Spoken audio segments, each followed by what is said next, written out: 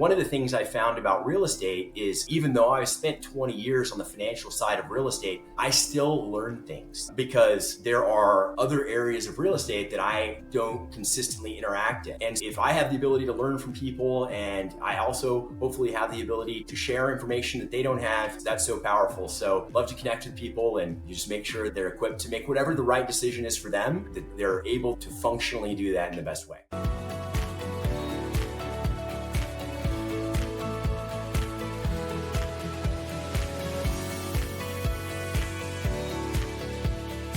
Hello, everyone, and welcome to the Journey to Multifamily Millions. I'm your host, founder and CEO of Zana Investments, Tim Little. And on today's show, we have with us Brandon Burns. Brandon is a real estate tax advisor and is a senior leader for a 1031 qualified intermediary. He has worked in excess of 4,000 1031 exchanges, both large and small. Brandon, welcome to the show. Tim, I'm pleasure to be here. I'm excited to have this time to chat with you and chat with all the future listeners. One of the things that I think is interesting is it's not often that we get to delve into these things outside of our day-to-day. So really excited about being able to do that with you, and it's going to be a good day. Yeah, I'm looking forward to it. I'm pretty sure that there's at least one or two people that are listening right now who have no idea what a 1031 exchange is, and that's okay. I promise we'll get into that. But before we do, Brandon, please tell us more about your background and how you got started on your real estate journey. And actually, I think those two things might intertwine a little bit. So there's 119 1031 exchange accommodators. The tax code calls us a qualified intermediary. So there's not a ton of companies like there are with a CPA firm, right? There's a significant amount of CPA firms in the country. And so in our space, I'm one of the only people that, gosh, I hate to use the word foolish, but I'm one of the only people that started on the investment side of real estate and came over to the transaction side of real estate, right? So most people who are in the 1031 exchange accommodator or qualified intermediary space, they tend to come from a background of title or escrow or something that's in the transactional side of the real estate business. My background originally was real estate, private equity, and investment banking, and I've come over to the transactional side of real estate. For me, it's very personally fulfilling. So I'm really grateful to be here. Now that I'm in my 40s, I've been in a senior leadership role for a little bit over 6 years. And I feel really grateful to have found my spot because I think sometimes people don't always find their niche in the world. And this is certainly mine. I've had that kind of a little bit of unique background. And because of that, then it really makes it more fun for me to be able to work on some complex 1031 exchanges. So our company actually does a little bit of specialization in tenant in common or partnership issues or joint venture. Some of the more complicated things. We have someone on staff that just focuses on reverse exchanges. That makes it fun when you can work on things that aren't as cookie cutter all the time. That's been really fun for me. And also being able to win every single day. I'm able to help people. I think with good data, people can make good decisions. And with a lack of data, the decision might be random, right? It could be good or it could be bad. You just don't know because you don't have enough data. So the reason that this is called a 1031 exchange, and I think you made a great point, and I want to get into that a little bit, is because of the section of the tax code. It's section 1031. There's actually two sections of the tax code that give tax breaks or tax advantages to people that are selling real estate. And that's so powerful when you compare investing across different types of assets, the traditional stocks and bonds, real estate, then Bitcoin and crypto has become something here in the last few years.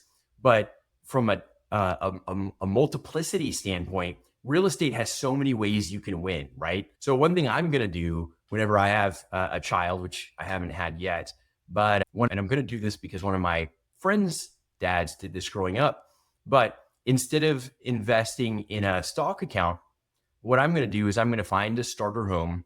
I'm going to put a down payment on it. I'm going to try to put it on a 15-year note and have a situation where the worst case, the tenant hopefully is paying the mortgage. Real estate, you can win through appreciation, you can win through income, you can win through tax benefits, depreciation, and you can win by having a tenant pay down your loan. If none of those end up working, if by golly, the property doesn't appreciate, it doesn't produce income, the tax benefits go away, at the very least, the tenant will pay it off over that 15 years, and I'll have a pretty strong legacy to be able to leave. And so that's one of the things I really love about real estate.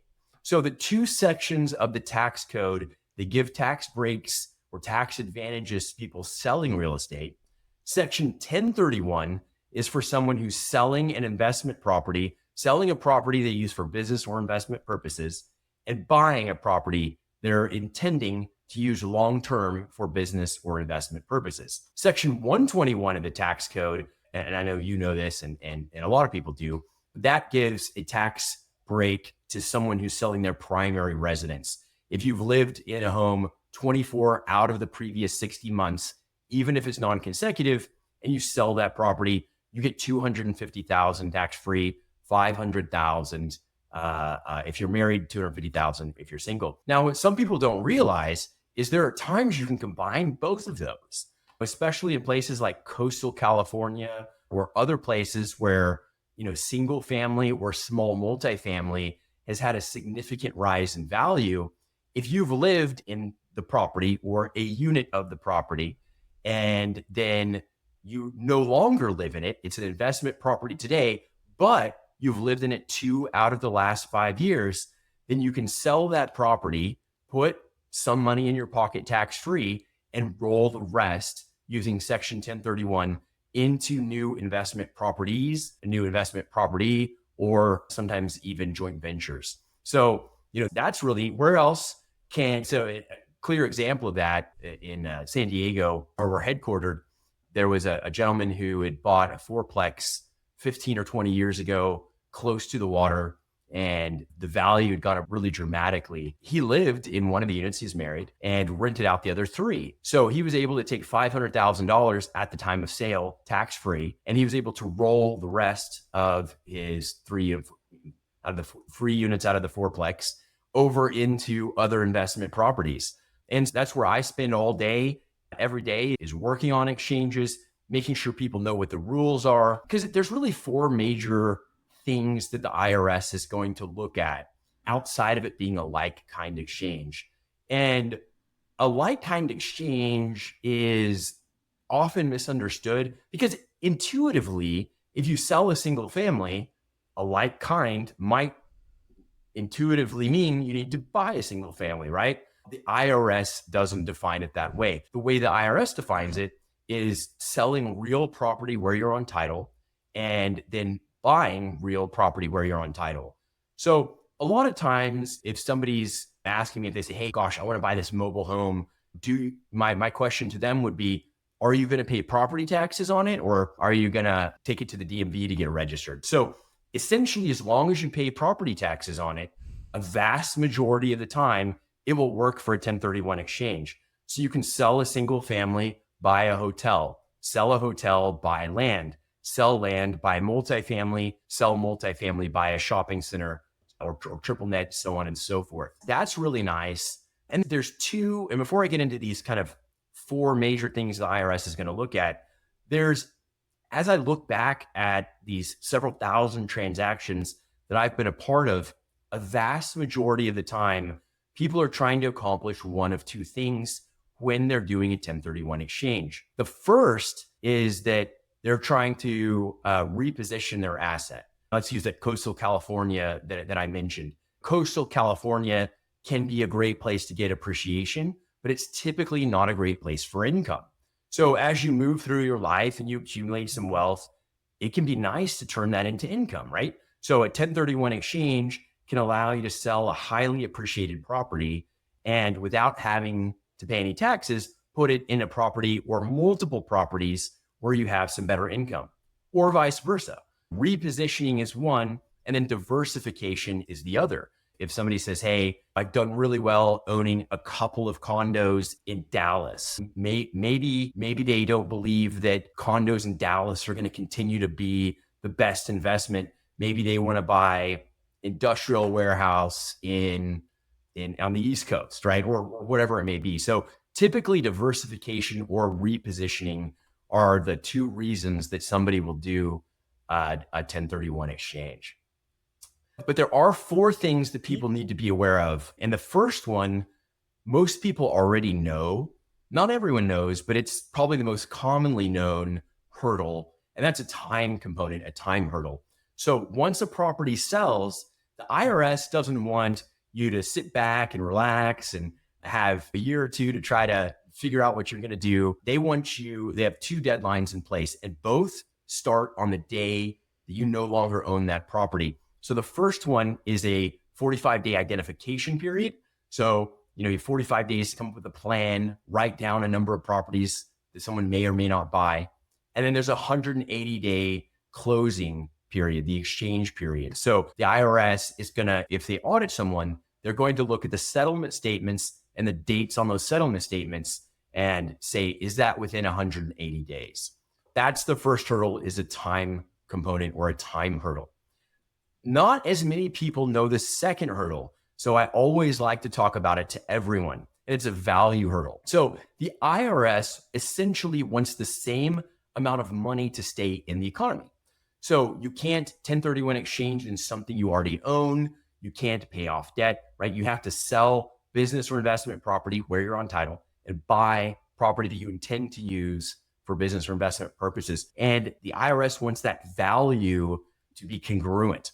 So a way I like to think about it is, let's say that I bought Apple stock the day it IPO'd and I put 10 grand in just because I had a crystal ball and I knew Apple was going to be amazing, right? And then fast forward to today, maybe my 10,000 is now 10 million Apple stock, dollars worth of Apple stock.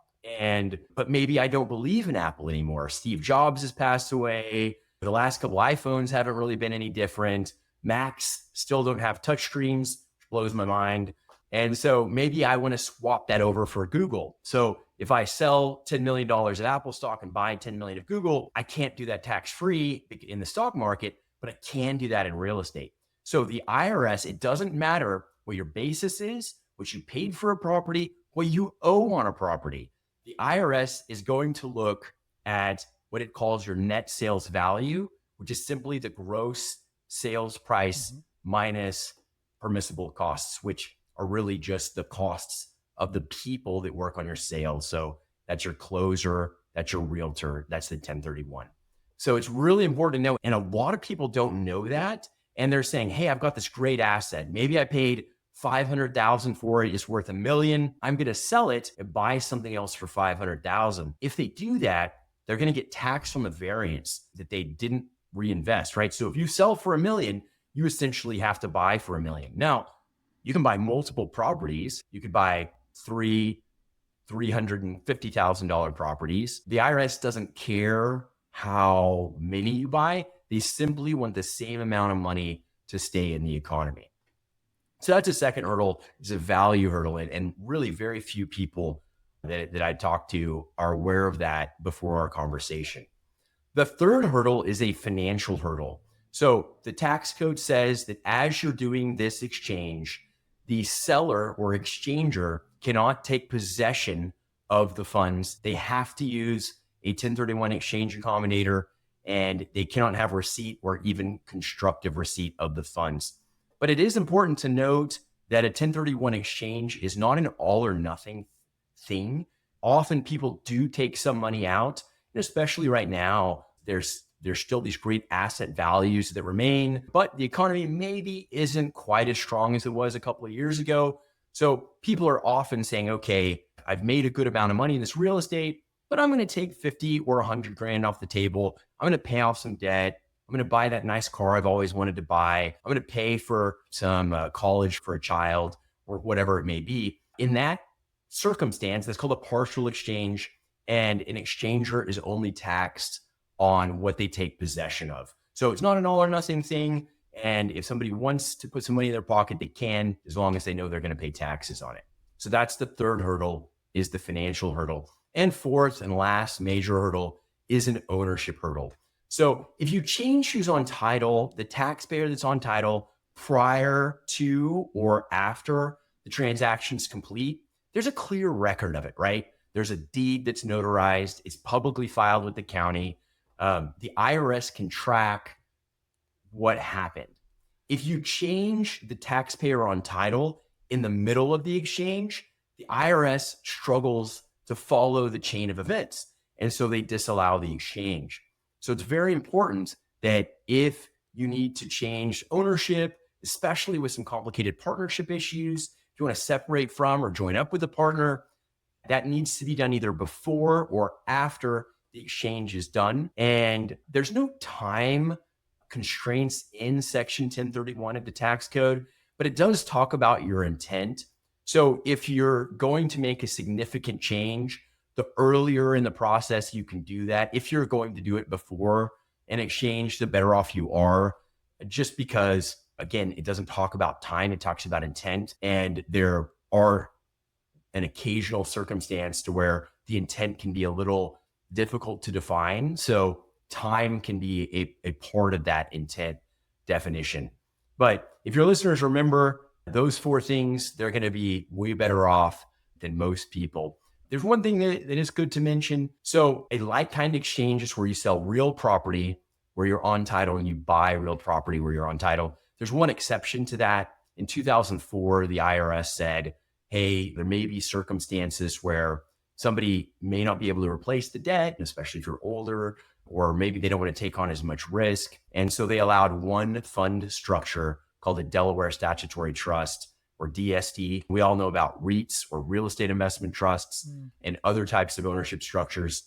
The IRS has said that the only fund type structure is a Delaware Statutory Trust. That's the only one you can go into tax-free with those dollars. So a lot of times, but it's really restrictive. It's not a good wealth accumulation vehicle. It tends to be more of a good wealth preservation vehicle. So a lot of times, the way that people will partner up is through a tenant in common structure. That's how they'll join a syndication or join a group, is they'll do a 1031 exchange and they'll go on title of the syndication or the joint venture as a tenant in common. And that affords a lot more flexibility because inside those DST funds, you can't move any structural walls, you can't refinance. There's a lot of can'ts. So if you're part of a tenant in common, that allows you to be a part of a group, be a part of a syndication or what have you, but you have a lot more flexibility. So that's something we're seeing more and more of, especially in this low inventory environment. Somebody says, hey, I've got a great single family home. It's probably appreciated about as much as it's going to appreciate for the area that it's in, at least for a while. And so they're saying, let me sell that. And then if somebody else is putting a deal together, I'd love to go be a part of it as a tenant in common. Those are a lot of the key things. I feel like I've said a lot here. So You have given us the overview of the entire 1031 ecosystem. So that's a lot. It's a lot to unpack. I do appreciate you going over the different types and then also hitting on some of those hurdles, because I think, like you said, people are usually aware of the timepiece because it's the biggest thing that people complain about when it comes to 1031s. And I can attest that it bears on you a little bit, especially as time is running out, right? Yeah. You're like, and sometimes that puts people in a bad place because if they haven't looked at the market, if they haven't started touring and finding exactly what they want and they're waiting too long, then they might find themselves in a position where they're like, oh crap, I need to get something right away. And then they wind up something that is not a great deal. Right. And I think that's an important point too.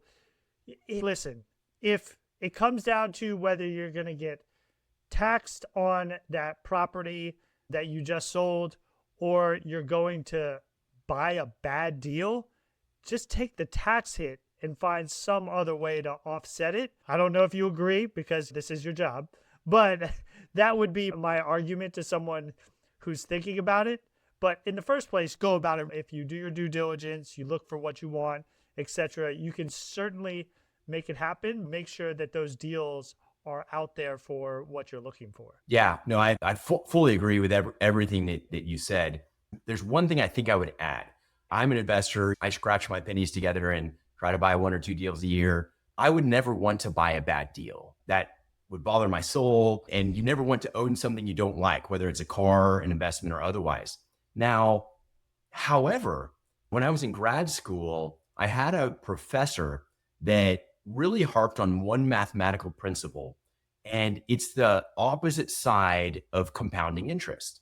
So it's called a geometric average. And the math isn't too intense, so I promise not to bore everybody here. But simply put, if you have $1 and you lose half, you have 50 cents. If you then gain half, you do not have $1, you have 75 cents. So as you look at your wealth over time, if you're able to avoid having a 25 to 40% tax hit on your gains, over time, that can be really dramatic, right? I had this one older lady client, and she 1031 exchanged into a $20 million multifamily property. And she told me, she said, Brandon, real estate's really changed my life. That's great. Me too. Tell me why. And she said, I was a teacher. And when I was in my late 20s, someone talked me into taking a summer, and instead of partying with my friends in between school semesters, I went and I got a boring job as a clerk at a retail store, and I saved up enough money to buy a duplex. And about every 8 to 10 years, I 1031 exchanged it. And because that she didn't have to pay those tax bills along the way, she was able to maximize the compounding interest. And today she gets $25,000 a month of income from her property, I believe.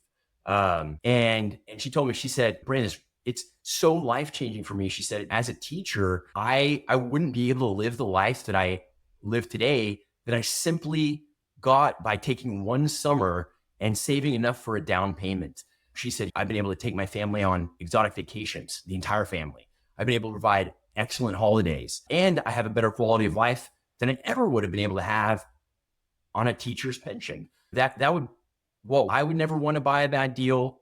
If you can avoid having these massive gaps or wealth destruction events along the way, your income is going to be really dramatically higher, and the value that you're potentially leaving as part of your legacy. Sometimes people ask me, they say, Brandon, if a 1031 exchange just pushes a tax event off, why would I want to do that? Let's sell something, do a cost segregation, do something else to offset all or most of those. And while that at times makes sense, if you're able to grow your wealth and you pass away, your heirs receive that real estate with a step up in basis. So whatever the value is when it passes away, that's where their taxes start for the next generation.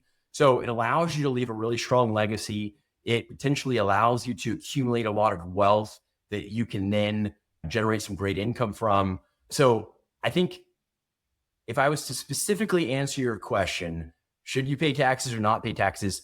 I'm in the middle. There are times where it makes sense to pay taxes.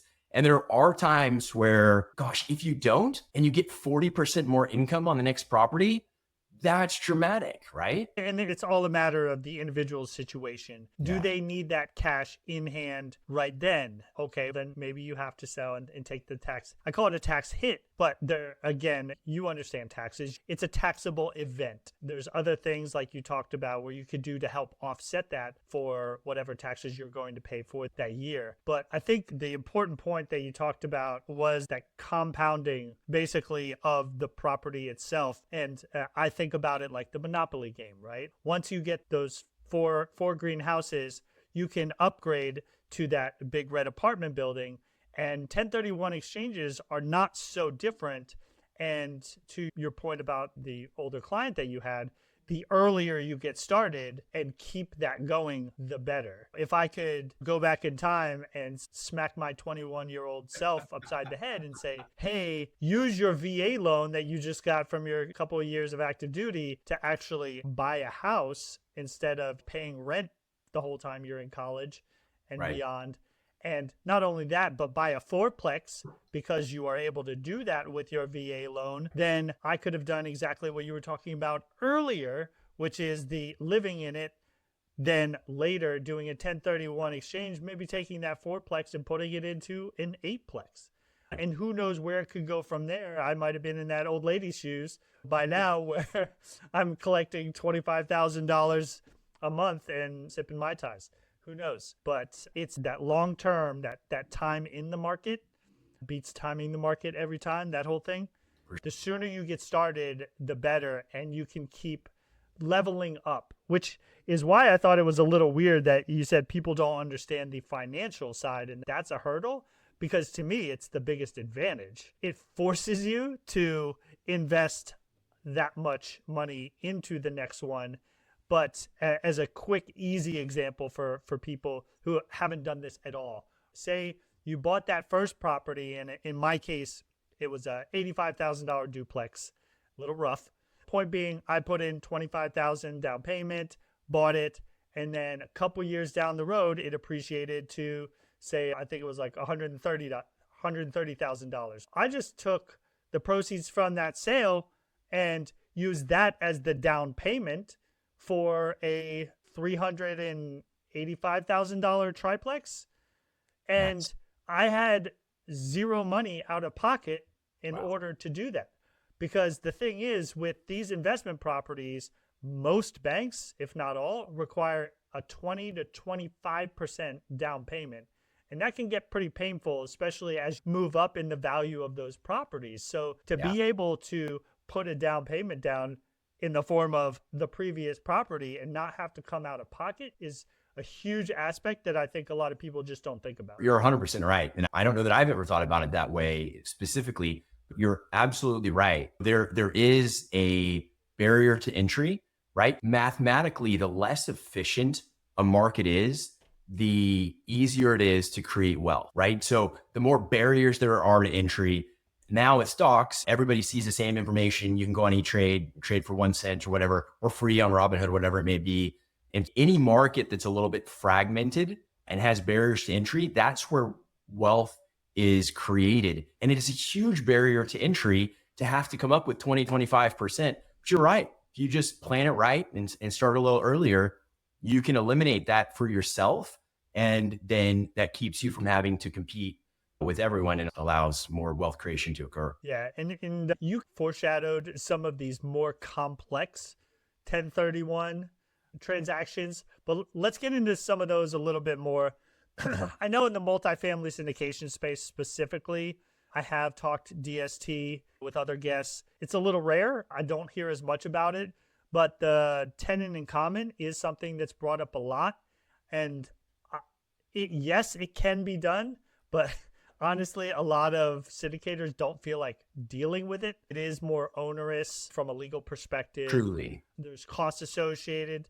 So yeah, I think it's important for people to understand it can be done, but you were also talking about JV, and please tell me more about that, because my initial thought is it might be better if you can do it in the JV structure than the syndication, just because it's a more simplified legal structure, if that makes sense. Yeah. So essentially a syndication, a JV, those are really at the end of the day partnerships, right? You had a group of people coming together and marching toward the same goal.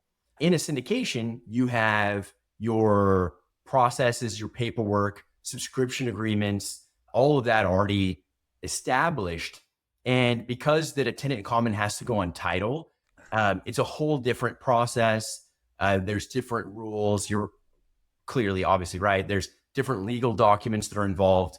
So for a syndicator to go outside of their process and hire an attorney and do this really one-off thing, if somebody has $50,000, it probably wouldn't make sense to do that. If they have 5 million, then the conversation might be a little bit different. Okay, we'll talk. But yes, so I would say there's really two things where more of a JV can make sense, or sometimes even more of even with the syndicators. In the tax code in section 1031, when you do a tenant in common, technically, according to the tax code, you can have up to 35 people on title.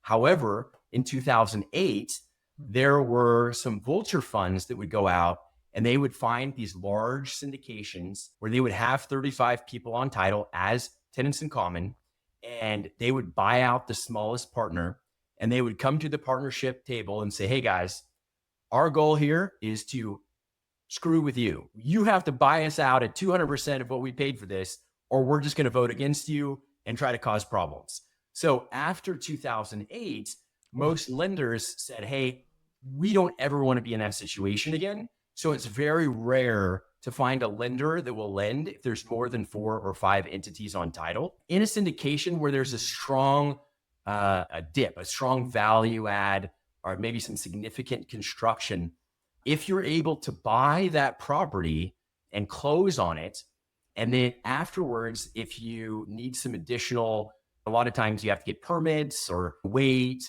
And instead of raising all that money up front, if you have a 1031 exchange, a larger 1031 exchange come in after the fact, if you have a private closing on a property that you already own, then there's a lot of flexibility, especially with timing and other things. And you can really, as a syndicator, really take care of your construction equity needs. And as a 1031 exchanger, come into a deal that is already along the way. So that I see a lot of, and that can be really powerful. A joint venture where you have an operator who is really good at finding properties, managing properties. One thing that's been really enlightening for me in my investment journey is real estate's a lot of work. And if you can find somebody who's willing to do that work, and you could be the financial partner in a joint venture, that can be really powerful. If you can take all the headaches out of creating all this wealth, pass that off onto somebody else, share the wealth as a part of that,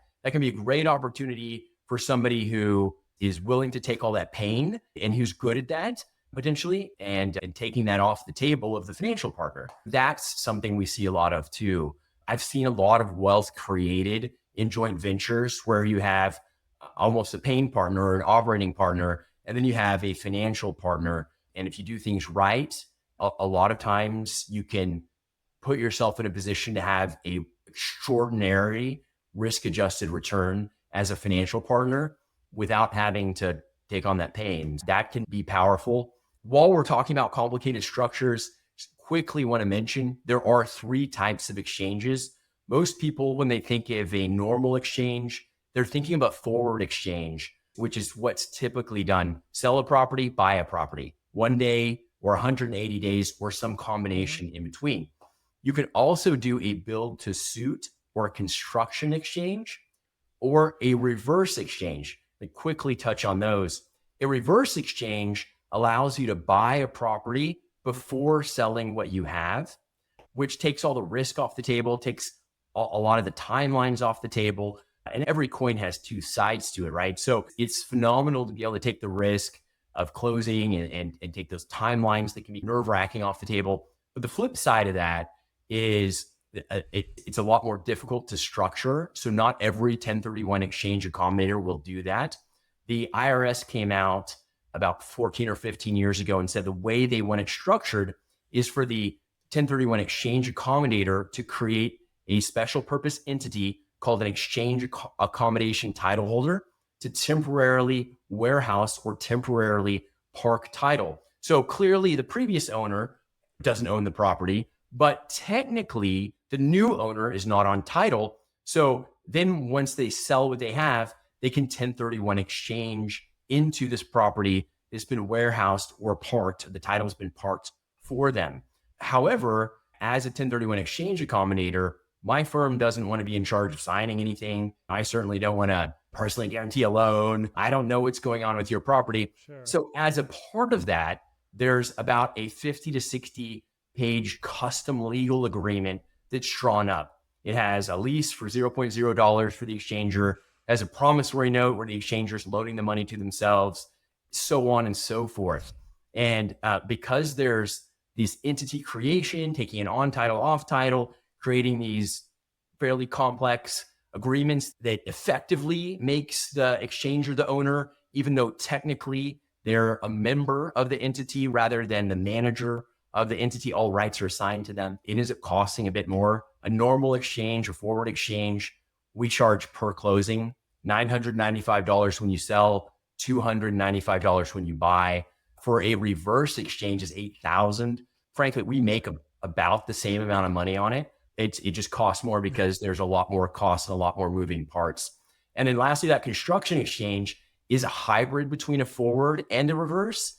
So an exchange ends whenever you either take title to the property or you reach the deadline. So in a construction or build to suit exchange, typically that's where someone has a significant amount of equity and they either want to buy a property that's a bit of a fixer-upper, or they want to buy a property that's less value than what they sold. So when they purchase it, instead of going on title, the IRS says, okay, you can take this special purpose entity, this exchange accommodation title holder, this EAT, put it on title, then the exchanger can invest the remainder of the equity or more equity or however they want to do it into the property. And then when either they've spent all the funds or they've reached the timeline allocated, then title gets changed over to how it should be, taken out of the EAT and vested correctly. But that allows someone to spend more money or have a higher value and create some wealth kind of day one using an exchange. So those are the three different types of exchanges that someone can do. But 80 to 90% of people do forward exchanges. Yeah, it's those unique circumstances that call for those more complex solutions, it sounds like. All right. I was glad we were able to at least touch on some of those more complex situations because I think that's important too, right? This is all about solving problems that investors have and getting them top dollar and saving them on taxes. So right now we do need to transition to the turbo round. Turbo. So, yeah, I'm going to ask you 3 questions. I ask every guest that I have on the show. Just ask for a quick, honest answer. You ready to go? Ready. All right. What is one red flag every investor should look out for? A red flag on a property they own or something they want to buy? I have both. You can pick. It's a red flag within a 1031 context. I don't know. Gotcha. Fair. A red flag within a 1031 sometimes people think they can get around the ownership hurdle by buying something in an entity that they're a small part of that owns an entity that goes on title. The IRS is smarter than that. So that's something that I definitely would watch out for. I wouldn't do. We see a lot of people today as they're buying properties, the insurance cost is really changing dramatically, especially depending on where you are.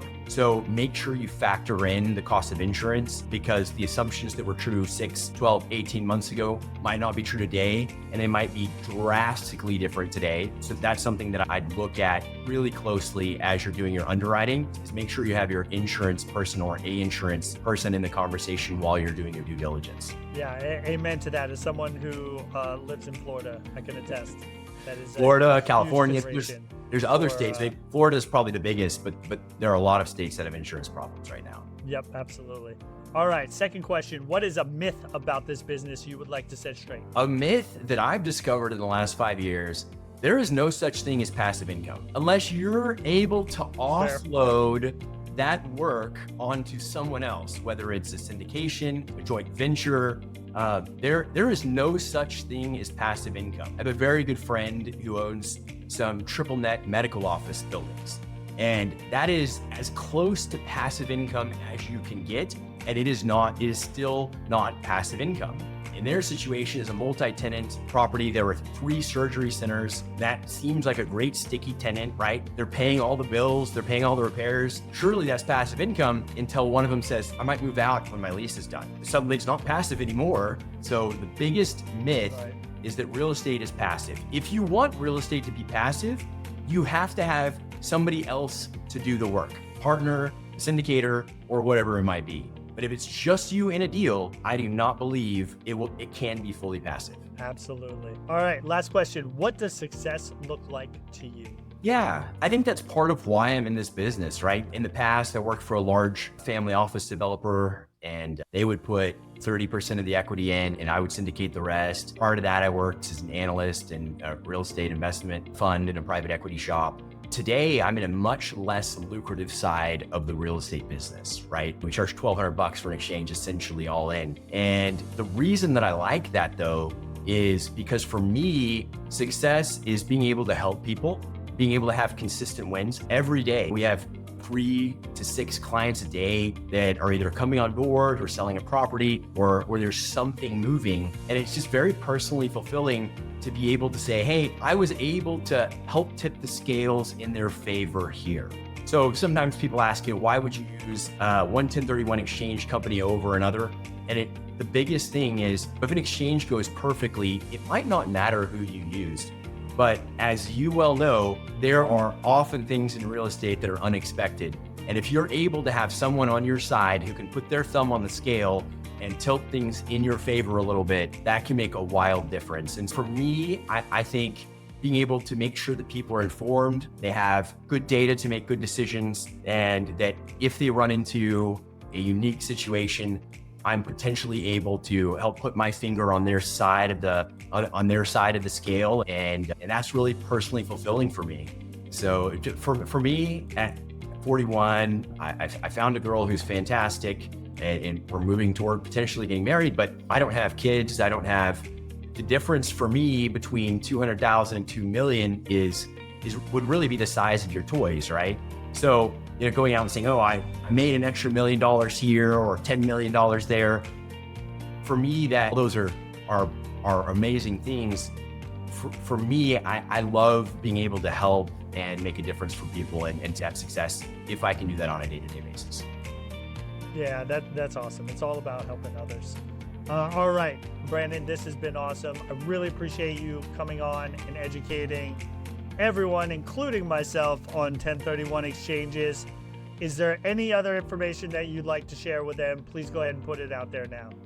Yeah, at this point, I don't have a wife, a kid, a dog. 1031 exchanges are what I live and breathe. So if someone's considering doing a 1031 exchange, it doesn't matter to me if they might do one, they're in the process of doing one, they might never do one. But if they want to be more informed, let's chat. You can find me, you can call the office. Our main office line is 858-331-1031. You can email me, Brandon@vanguard1031x.com, or you can find me on social media, LinkedIn, Brandon Burns, or if you like real estate memes, on my Instagram, I share a lot of real estate memes. I like to laugh with my friends. It's Brandon.the1030, THE1031 guy, Brandon.the1031 guy. Follow me. Let's connect. I try to scratch my pennies together and buy a deal when I can. And I think we're all in this investment journey together. And one of the things I found about real estate is, even though I spent 20 years on the financial side of real estate, I still learn things because there are other areas of real estate that I don't consistently interact in. And if I have the ability to learn from people, and I also hopefully have the ability to share information that they don't have, that's so powerful. So love to connect with people, and you just make sure they're equipped to make whatever the right decision is for them, that they're able to functionally do that in the best way. All right. I am definitely a sucker for a good meme, so I will check you out on Instagram. But either way, we are going to have all that information in the show notes so that people can find you. Again, Brandon, I appreciate you coming on, and I look forward to continuing to see you do big things on your journey to multifamily millions. Thank you. I'm going to leave you with one meme I posted today. It was a picture of a bunch of logs on the side of the road, and it says, I just bought a house off of IKEA. Awesome. All right. Have a good one, Brandon. It's a pleasure.